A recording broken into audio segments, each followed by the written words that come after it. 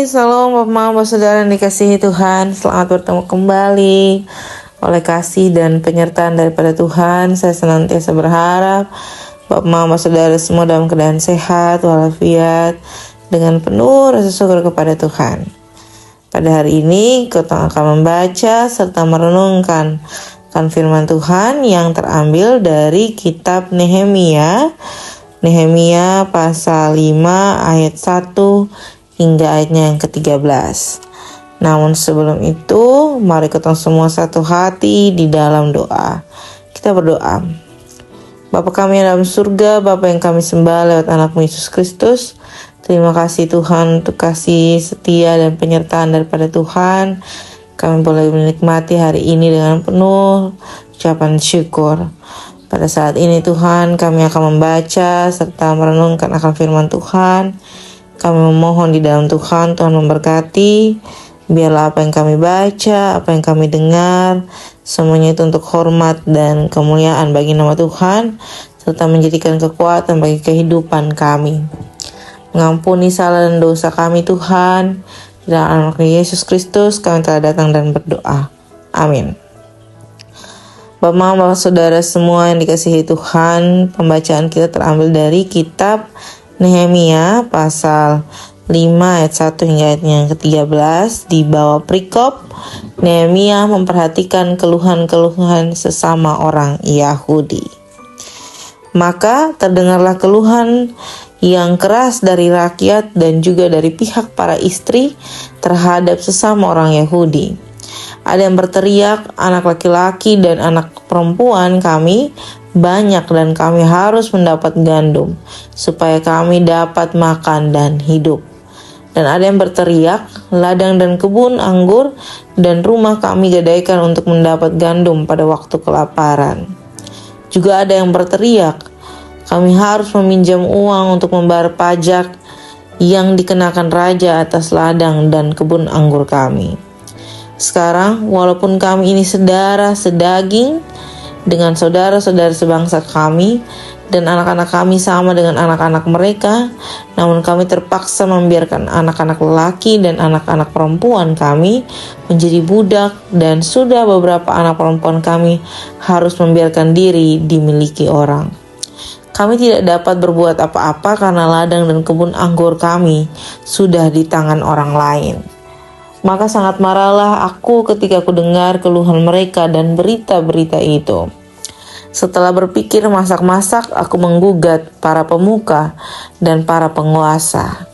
Kataku kepada mereka, masing-masing kamu telah makan riba dari saudara-saudaramu. Lalu kuadakan terhadap mereka suatu sidang jemaah yang besar. Berkatalah aku kepada mereka, kami selalu berusaha sedapat-dapatnya untuk menebus sesama orang Yahudi yang dijual kepada bangsa-bangsa lain. Tetapi kamu ini justru menjual saudara-saudaramu supaya mereka berdiam diri karena tidak dapat membantah. Kataku, tidaklah patut apa yang kamu lakukan itu.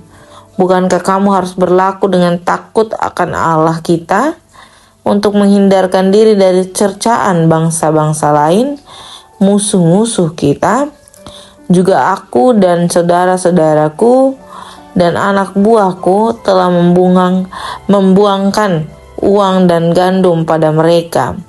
Biarlah kita hapuskan hutang mereka itu. Biarlah kamu kembalikan kepada mereka hari ini juga ladang mereka, kebun anggur, kebun zaitun, dan rumah mereka. Pula hapuskanlah hutang mereka, yakni hutang uang serta gandum, anggur, dan minyak yang kamu tagih daripada mereka. Berkatalah mereka, itu akan kami kembalikan, dan kami tidak akan memungut apa-apa dari mereka. Kami akan melakukan tepat seperti yang engkau perintahkan. Lalu aku memanggil para imam dan menyuruh mereka bersumpah bahwa mereka akan menepati janji mereka. Juga ku kebas lipatan bajuku sambil berkata, demikianlah setiap orang yang tidak menepati janji akan dikebas Allah dari rumahnya dan hasil jeripayahnya. Demikianlah ia dikebas dan menjadi hampa. Dan seluruh jemaah berkata, amin. Lalu memuji-muji Tuhan. maka rakyat berbuat sesuai dengan janji itu. Demikian juga akan firman Tuhan yang dikatakan berbahagia adalah setiap kita yang tidak hanya membaca, mendengar, tetapi benar-benar mau melakukannya dalam kehidupan kita hari lepas hari. Shalom Bapak Saudara yang dikasihi Tuhan, selamat berjumpa kembali. Hari ini kita membahas pengeluhan-pengeluhan setiap orang masyarakat, yakni masyarakat Yahudi, tentang berbagai peraturan tentang bagaimana pemungut pajak, hutang pihutang yang terjadi pada masa itu. Dan keluh-keluhan ini disampaikan oleh masyarakat kepada Nehemia. Perlu kita ketahui, Nehemia adalah salah satu orang yang sangat-sangat dipercaya oleh Raja Persia di Susa. Dia merupakan salah satu juru minuman, atau bisa dikatakan sebagai seorang yang mengetes segala jenis makanan dan minuman raja pada masa itu. Nehemia juga dikenal sebagai seorang yang paling kuat dari masyarakat Yahudi yang pulang dari pembuangan pada masa itu. Yang kedua, di sini dalam kitab Nehemia menggambarkan 3 jenis pengeluhan atau 3 jenis masyarakat yang mengeluh tentang bagaimana kehidupan mereka. Menurut tafsiran, ayat 2 itu menggambarkan sebagai keluarga yang besar yang tidak memiliki apa-apa. Lalu di ayat yang selanjutnya digambarkan keluarga yang memiliki kekayaan dan sedang menggadaikannya. Dan yang ketiga, orang-orang yang meminjam uang untuk membayar upeti dan menjaminkan tanaman di ladang mereka, dan setelah tidak mampu membayar, terpaksa menjual anak-anak mereka sebagai budak. Bapak saudara yang dikasihi Tuhan, dari keempat hal yang tadi saya gambarkan ini, ada satu hal yang paling penting. Yang paling penting adalah peranan Nehemia pada masa itu. Kenapa saya bilang peranan Nehemia? Seperti yang saya gambarkan bahwa Nehemia adalah merupakan orang yang penting dan yang paling kuat pada masa itu. Di masyarakat Yahudi, di antara umat-umat Yahudi, Nehemia digambarkan sebagai orang yang paling kuat setelah pulang dari pembuangan. Tentu segala sesuatu yang dia bicarakan itu mempunyai satu unsur untuk didengar, untuk dipahami, untuk merangkul seluruh umat-umat yang ada di masyarakat Yahudi.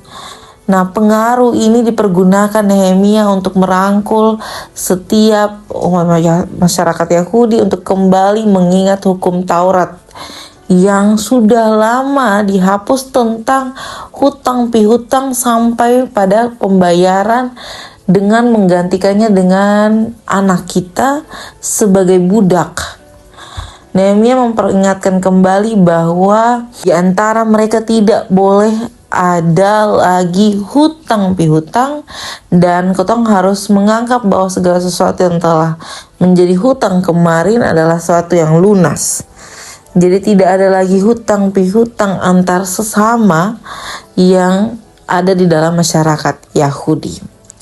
Lalu apa yang menjadi pesan dan refleksi singkat bagi kita, yakni tentang bagaimana setiap kita mewujudkan peranan Nehemia dalam lingkup kehidupan kita, entah lingkup keluarga, entah lingkup pekerjaan, entah lingkup gereja, entah lingkup masyarakat yang ada kita diami saat ini.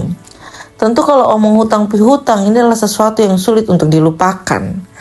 Tetapi saya mau coba kasih tahu bahwa jangan sampai hutang pihutang itu dijadikan riba atau sampai berbunga-bunga.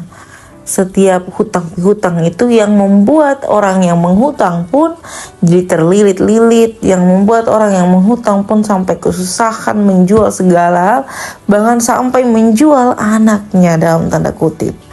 Tentu kalau kita mau meminjamkan sesuatu, kita harus memberikan satu ketulusan hati dan membuat ketong percaya bahwa apa yang ketong pinjamkan itu sebagai bukti dan tanda bahwa ketong bisa mempercayai orang tersebut. Dan sama halnya dengan kita yang meminjam. Jadi bukan semena-mena bahwa apa yang dikatakan Alkitab hari ini ketong boleh dengan ikhlas meminjam dan dipinjamkan, lalu ketong melupakan bahwa tugas tanggung jawab kita yang meminjam adalah menjaga, bertanggung jawab, dan mengembalikan gitu. Jangan sampai lupa 3 unsur ini yang paling penting.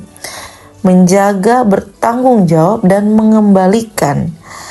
Kalau ketong bertanggung jawab dan mengembalikan, menjaga, bertanggung jawab, dan mengembalikan, tentu tidak akan ada satu itikat yang negatif antara si peminjam kepada yang meminjam. Nah, ini satu unsur hidup relasi yang perlu ketong bangun untuk ketong mengerti bahwa hubungan relasi ini akan menolong ketong untuk saling memberikan toleran bagi ketong sesama setiap kita. Jadi dalam ketong kehidupan yang sekarang ini, jangan sampai ketong tidak lagi dimerdekakan karena ketong tukang berhutang. Karena ketong tukang berhutang dan ketong suka memberikan hutang bagi orang lain sampai melilitnya, sampai kepada titik kesusahan hidupnya. Jangan lagi, jangan pernah, Bapak Mama Saudara yang dikasihi Tuhan. Entah ketong yang meminjam atau entah ketong yang memberikan peminjaman. Segala sesuatu yang menjadi bentuk bantuan, kiranya bantuan itu menjadi satu pelajaran, suatu cara untuk memberikan ketong tanggung jawab dan bertanggung jawab atas segala sesuatu yang ketong ambil untuk menjadi keputusan di dalam ketong kehidupan. Jadilah Nehemia masa depan, Nehemia masa kini yang terus mengikat relasi bukan dengan cara hutang, tetapi dengan cara bertanggung jawab atas segala sesuatu yang telah menjadi keputusan setiap kita. Amin untuk firman Tuhan. Untuk menutup renungan pada saat ini, saya mengundang kita satu hati di dalam doa. Kita berdoa. Bapa kami dalam surga, Bapa yang kami sembah lewat anak-Mu Yesus Kristus, terima kasih Tuhan untuk kasih setia dan penyertaan dalam kehidupan kami. Terima kasih untuk kesempatan daripada Tuhan, kami diajarkan hal yang baru, hal yang baik tentang segala sesuatu yang menjadi keputusan kami untuk kami pertanggungjawabkan ke depan. Biarlah itu menjadi salah satu bentuk kami membangun relasi, bukan membangun pertikaian antara setiap kami. Bapa dalam surga, kami pada saat ini mendoakan pribadi lepas pribadi, tugas, tanggung jawab, pekerjaan, pelayanan, orang tua kami, suami, istri, anak-anak kami, pendidikan anak-anak kami, sukacita, duka cita kami Tuhan. Setiap kami yang mengalami sakit, setiap kami yang dalam tahap pemulihan, kami memohon di dalam tangan dan pengasihan Tuhan. Tuhan memberkati, Tuhan melindungi, Tuhan mencukupkan kami. Selepas ini kami akan melanjutkan tugas tanggung jawab kami. Kami mohon dalam Tuhan memberkati. Bila apa yang kami kerjakan semuanya untuk hormat dan kemuliaan bagi nama Tuhan. Mengampuni salah dan dosa kami. Di dalam anak-Mu Yesus Kristus kami telah datang dan berdoa. Amin. Shalom Bapak Mama Saudara semua. Selamat menjadi berkat.